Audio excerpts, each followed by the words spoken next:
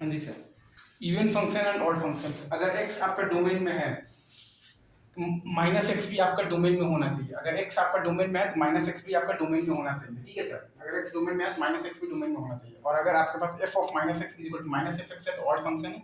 और अगर आपके पास f of minus x is equal to f x है तो इवन फंक्शन है। अगर आपके पास f of minus x is equal to minus f x है तो ऑड फंक्शन है। और अगर आपके पास f of minus x is equal to f x है तो इवन फंक्शन है।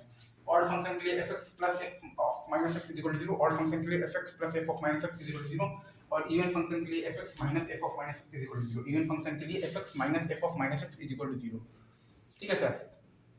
तो ऑड फंक्शन का ग्राफ इज बेसिकली क्या होता है, symmetric about the origin. Even function का graph is symmetric about the तो वाई एक्सिस। ये दो एग्जांपल्स देख लीजिए। ऑड फंक्शन के लिए f x plus f minus x is equal to zero, और आप ये दोनों एग्जांपल्स देख लीजिए। अगर आपका ग्राफ बेसिकली सिमेट्रिक है about the point a comma b, इसका मतलब होता है कि f of a plus x plus f of a minus x is equal to 2b है।